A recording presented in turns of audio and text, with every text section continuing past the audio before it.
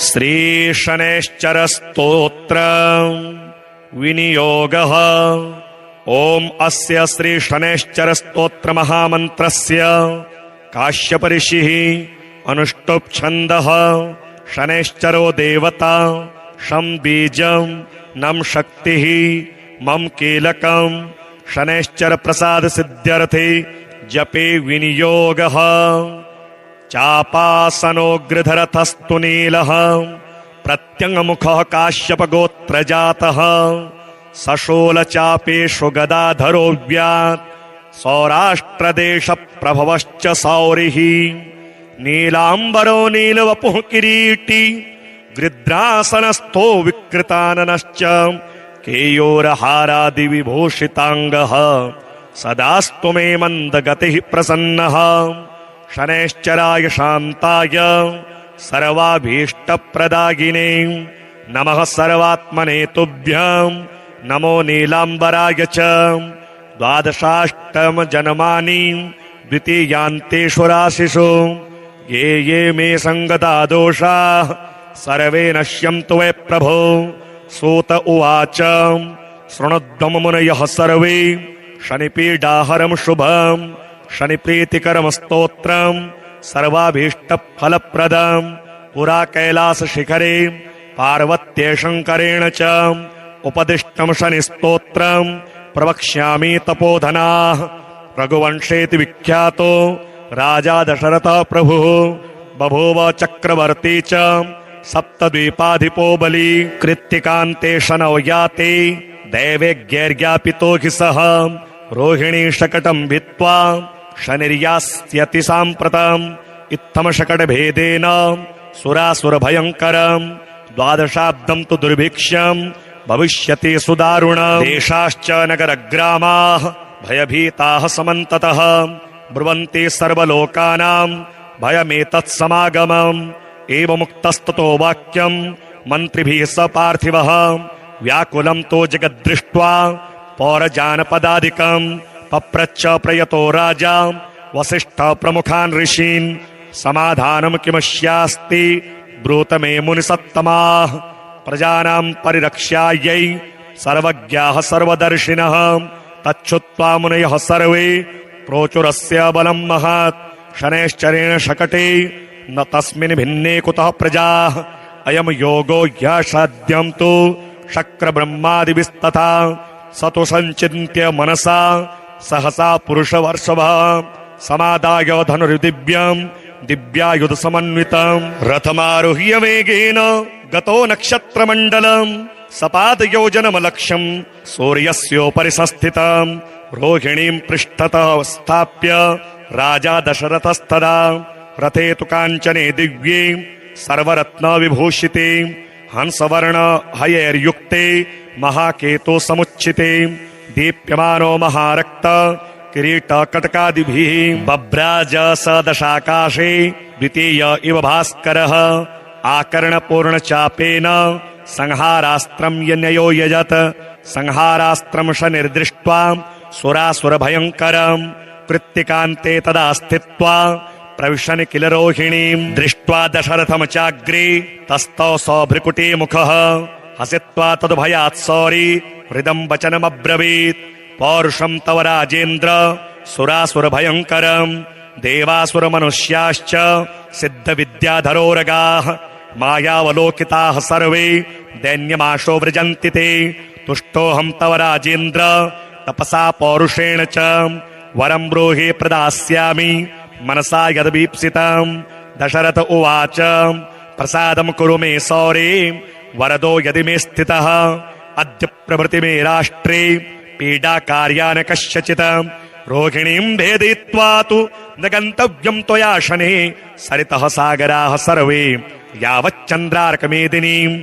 द्वादशाब्दं तु दुर्भिक्षं न कदाचिद् भविष्यति। याचितं तो मया सौरे नान्यमिच्छाम्यहं वरम्। एवमस्तित्वे सुप्रीतो वरं प्रादात्तु शाश्वतम्। कीर्तिरेषा त्वदीया च त्रैलोक्ये सम्भविष्यति। प्राप्य चैनं वरं राजा कृतकृत्यो भवत्तदा। एवं वरं तु सम्प्राप्य हृष्टरोमास पार्थिवः रथोपस्थे धनुस्थाप्य भूत्वा चैव कृताञ्जलिः ध्यात्वा सरस्वतीम् देवीम् गणनाथम् विनायकम् राजा दशरथ स्तोत्रम् सौरेरिदमथाकरोत् दशरथ उवाच नमः कृष्णाय नीलाय शिखिकण्ठनिभाय च नमो नीलामुखाब्जाय नीलोत्पलनिभाय च नमो निरमांसदेहाय दीर्घश्मश्रुजिताय च नमो विशालनेत्राय शुष्कोदरभयानक नमः परुषनेत्राय स्थूलरोणे नमो नमः नमो नित्यं शुद्धार्ताय अतृप्ताय नमो नमः नमो दीर्घाय शुष्काय कालदष्ट्राय ते नमः नमस्ते घोररूपाय दुर्निरीक्ष्याय ते नमः नमो घोराय रौद्राय भीषणाय करालिने नमस्ते सर्वभक्ष्याय वलीमुख नमोऽस्तु ते सूर्यपुत्र नमस्तेस्तु भास्करो भयदायिने अधोदृष्टे नमस्तेस्तु समवर्तक नमो नमः नमो मन्दगते तुभ्यम् निस्त्रिंशाय नमो नमः नमो दुस्सदेहाय नित्ययोगरताय च ज्ञानदृष्टे नमस्तेस्तु कश्यपात्मज सूनवे तुष्टो ददासि त्वमराज्यम् क्रुद्धो हरसि तत्क्षणात् देवासुरमनुष्याश्च सिद्धविद्याधरोरगाः त्वयावलोकिताः सर्वे दैन्यमाशो व्रजन्ति ते ब्रह्मा शक्रो यमश्चैव ऋषयः सप्तसागराः राज्यभ्रष्टा भवन्तीह तव दृष्ट्यावलोकिताः देशाश्च नगरग्रामाः दीपाश्च गिरियस्तथा सरितः सागराः सर्वे नाशं यान्ति समूलतः प्रसादं कुरु मे सौरे वरदोऽसि महाबलम् एवमुक्तस्तदा सौरिः गृहराजो महाबलः अब्रवीच्च शनिर्वाक्यम् हृष्टरोमास भास्करिः शनिरुवाच तुष्टोऽहं तव राजेन्द्र स्तोत्रेणानेन सुब्रतम् वरं ब्रूहि प्रदास्यामि मनसा यदभीप्सितम् दशरथ उवाच प्रसन्नो यदि मे सौरे पीडां कुरु न कस्यचित् देवासुरमनुष्याणाम् पशुपन्नगपक्षिणाम् शनिरुवाच ग्रहणाच्च ग्रहाज्ञेयाः ग्रहाः पीडाकराः स्मृताः अदेयोऽपि वरोऽस्माभिः तुष्टोऽहं तु ददामि ते देवासुरमनुष्याश्च सिद्धिविद्याधरोरगाः पशुपक्षी मृगा वृक्षाः पीडां मुञ्चन्तु सर्वदा त्वया प्रोक्तमिदं स्तोत्रम् यः पठेदिह मानवः एककालं क्वचित् कालं पीडां मुञ्चामि तस्य वै मृत्युस्थानगतो वापि जन्मभ्ययगतोऽपि वा पठति श्रद्धया मुक्युक्तः शुचिः स्नात्वा समाहितः शमीपत्रैः समभ्यर्च प्रतिमां लोहजां मम मशोदनं तिलैर्मिश्रम् दद्याल्लोहं तु दक्षिणाम् कृष्णाङ्गां महिषीं वस्त्रम् मामुद्दिश्य द्विजातये मद्दिने तु विशेषेण स्तोत्रेणानेन पूजयेत् पूजयित्वा जपेत स्तोत्रम् भुक्ता चैव मुक्ताञ्जलिः तस्य पीडां न चैवाहं करिष्यामि कदाचन गोचरे जन्मलग्ने वा दशाश्वन्तर्दशासु च रक्ष्यामि सततं तस्य पीडास्वन्यग्रहस्यैश्च अनेनैव प्रकारेण पीडामुक्तं जगद् भवेत् सूत उवाच वरद्वयं तु सम्प्राप्य राजा दशरथस्तदा मेने कृतार्थमात्मानं नमस्कृत्य शनैश्चरम् शनिना चाभ्यनुज्ञातः स्वस्थानमगमत् नृपः स्वस्थानं च गतो गत्वा प्राप्तकामो भवत्तदा कोणः शनैश्चरो मन्दः छाया हृदयनन्दनः मार्ताण्डजस्तथा शौरिः पातङ्गिर्निग्रहग्रनायकः ब्रह्मण्यः क्रूरकर्मा च नीलवस्त्रोञ्जनद्युतिः 12 नामानि यः पठेच्च दिने दिने विषमस्थोऽपि भगवान् सुप्रीतस्तस्य जायते मन्दवारेषु च स्नात्वा मिताहारो जितेन्द्रियः त्वद्वर्णकुसुमैर्युक्तम् सर्वाङ्गम् द्विजसत्तमाः पूरयित्वान्नपानाद्ये स्तोत्रम् यः प्रयतः पठेत् पुत्रकामो लभेत् पुत्रम् धनकामो लभेत् धनम् राज्यकामो लभेत् राज्यम् जयार्थी विजयी भवेत् आयुष्कामो लभेद्यायुः श्रीकामः श्रियमाप्नुयात् यद्यदिच्छतिस्तत्सर्वम् भगवान् भक्तवत्सलः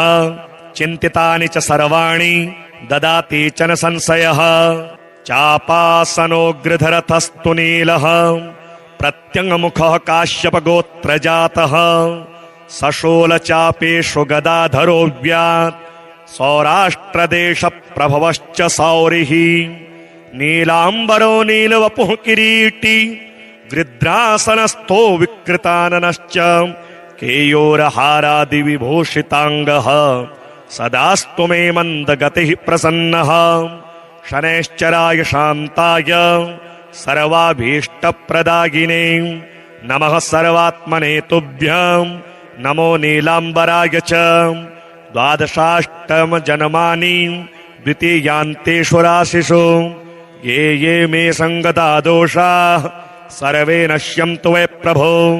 सूत उवाच शृणुध्वं मुनयः सर्वे शनिपीडाहरं शुभं शनिप्रीतिकरं स्तोत्रं सर्वाभीष्टफलप्रदं पुरा कैलासशिखरे पार्वत्यै शङ्करेण च उपदिष्टं शनिस्तोत्रं प्रवक्ष्यामि तपोधनाः।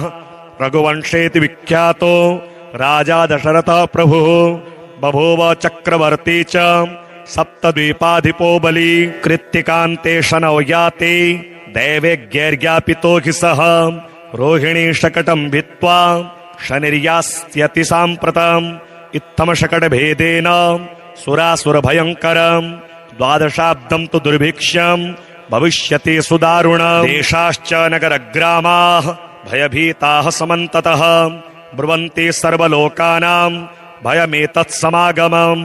एवमुक्तस्ततो वाक्यम् मन्त्रिभिः स पार्थिवः व्याकुलं तो जगद्दृष्ट्वा पौरजानपदादिकम् पप्रच्छ प्रयतो राजा वसिष्ठः प्रमुखान् ऋषीन् समाधानं किमस्यास्ति ब्रूत मे मुनिसत्तमाः।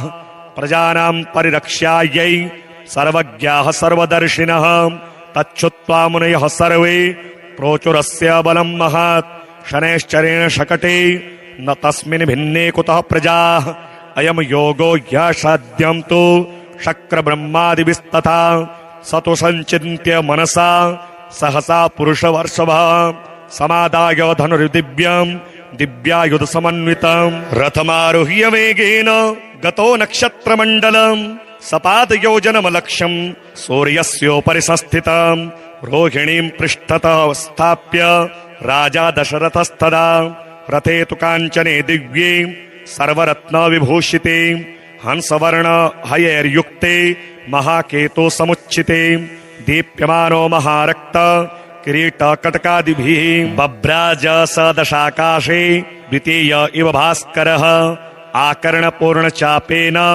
संहारास्त्रं यन्यो यजत संहारास्त्रं शनिर्दृष्ट्वा सुरासुरभयङ्करम् कृत्तिकान्ते तदा स्थित्वा प्रविशन् किल रोहिणीं दृष्ट्वा दशरथं चाग्रे तस्थौ सौभ्रिकुटे मुखः हसित्वा तद्भयात् सौरी हृदं वचनमब्रवीत् पौरुषं तव राजेन्द्र सुरासुरभयङ्करम् देवासुरमनुष्याश्च सिद्धविद्याधरोरगाः मायावलोकिताः सर्वे दैन्यमाशो व्रजन्ति ते तुष्टोऽहं तव राजेन्द्र तपसा पौरुषेण च वरं ब्रूहि प्रदास्यामि मनसा यद्वीप्सितम्।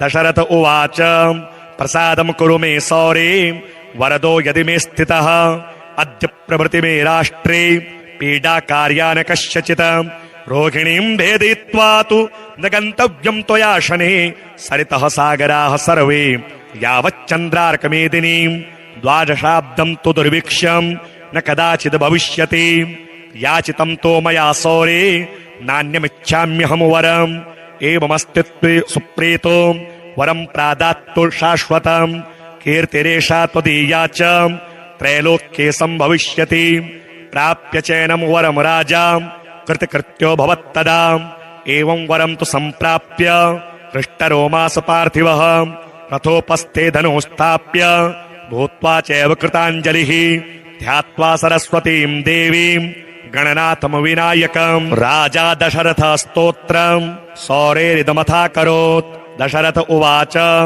नमः कृष्णाय नीलाय शिखिकण्ठनिभाय च नमो नीलामुखाब्जाय नीलोत्पलनिभाय च नमो निरमांसदेहाय दीर्घश्मश्रुजिताय च नमो विशालनेत्राय शुष्कोदरभयानक नमः परुषनेत्राय स्थूलरोणे नमो नमः नमो नित्यं शुद्धार्ताय अतृप्ताय नमो नमः नमो दीर्घाय शुष्काय कालदष्ट्राय ते नमः नमस्ते घोररूपाय दुर्निरीक्ष्याय ते नमः नमो घोराय रौद्राय भीषणाय करालिने नमस्ते सर्वभक्ष्याय वलीमुख नमोऽस्तु ते सूर्यपुत्र नमस्तेस्तु भास्करो भयदायिने अधोदृष्टे नमस्तेस्तु समवर्तक नमो नमः नमो मन्दगते तुभ्यं निस्त्रिंशाय नमो नमः नमो दुस्सदेहाय नित्ययोगरताय च ज्ञानदृष्टे नमस्तेस्तु कश्यपात्मज सूनवे तुष्टो ददासि त्वमराज्यं क्रुद्धो हरसि तत्क्षणात् देवासुरमनुष्याश्च सिद्धविद्याधरोरगाः त्वयावलोकिताः सर्वे दैन्यमाशो व्रजन्ति ते ब्रह्मा शक्रो यमश्चैव ऋषयः सप्तसागराः राज्यभ्रष्टा भवन्तीह तव दृष्ट्यावलोकिताः देशाश्च नगरग्रामाः दीपाश्च गिर्यस्तथा सरितः सागराः सर्वे नाशं यान्ति समूलतः प्रसादं कुरु मे